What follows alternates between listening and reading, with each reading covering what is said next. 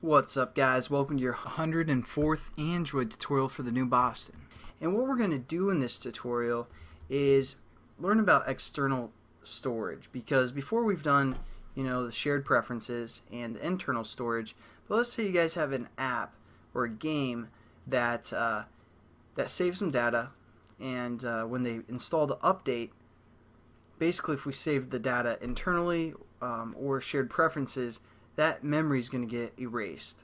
So what we can do is create external storage, such as like on the SD card, where when they update the game or whatever, they can still refer back to that file that we're saving on the SD card.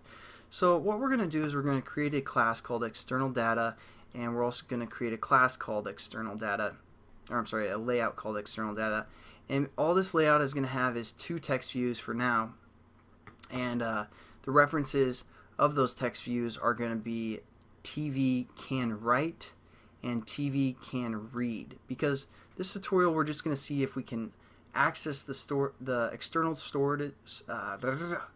storage and see if we can write to it and if we can read to it. So within our class we set up a private text view variable called can write and can read. And basically private just means that this text view is only accessible to this class, and that's all that means for the most part. Set up our references and set our set content view, and we're just going to set up our can write dot set text to initially be false, and our can read dot set text to false as well. So if we get a false, we know we can't write or read, or something's not working within this tutorial, because we're initially let's not do that. We're going to save that there, but we're going to move it later.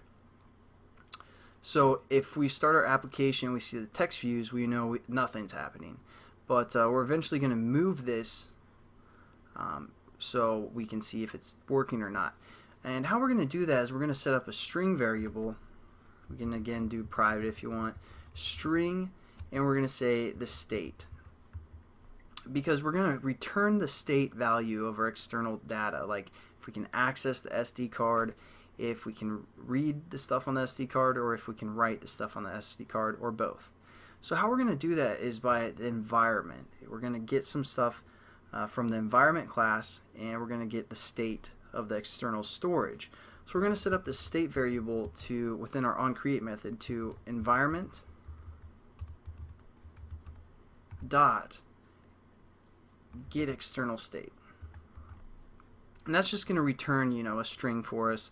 And what we're going to do now is just kind of check if we can read and write, or check what the state is equal to. So what we're going to do is we're going to say if state, and we can't compare strings like this, is equal to whatever. That's not going to work. To compare strings, again, we just have to hit dot equals. And now if it equals this object within here, then we know what kind of state it is. And there's three types of states. One, again, we have to refer to the environment class, so environment, and then we're going to say dot media mounted. So if our state is equal to this media mounted, what that's going to mean is we can read and write. So we're just going to set up within here read and write, something like that. And now we're just going to change our text views. I'm just going to copy that here and turn these to true, because we can read and write. Because we don't want to try and write something if we can't do it.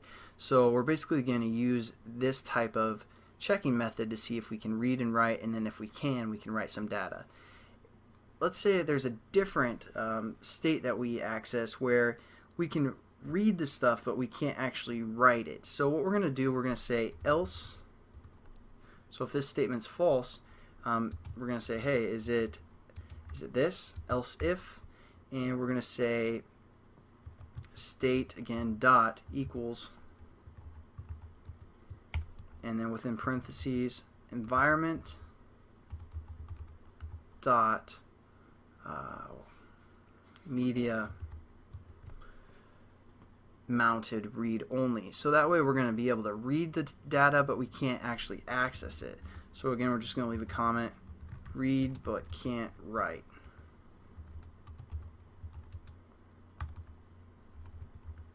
There we go. And so on this one, we're going to say, again, we're just going to copy and paste. Let's say we're going to say write is still going to be false, but read is going to be true. And then the last state, we're going to say else. So this last bracket is going to be our last resort. So it's going to say, hey, can we read and write? It's going to be like, yeah, true, true.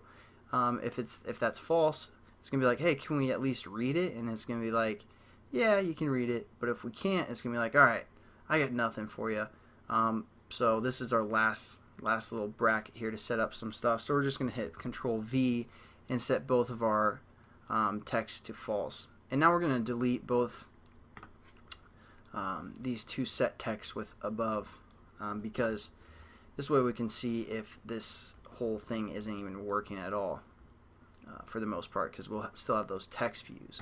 So let's just run it and see what our emulator looks like when we run our application. And again, just quickly, what we did,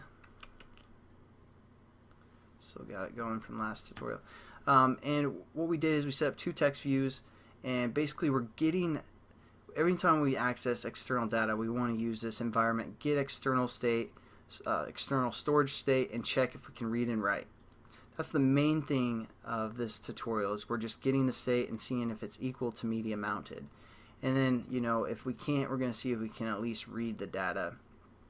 And then if we just need to read data, you know, we want to make sure we can at least read it. And if we can't do either, we're going to kind of return a false value as well. So, and once we go down to our external data, you can see both of them are true, so we can read and write to our emulator.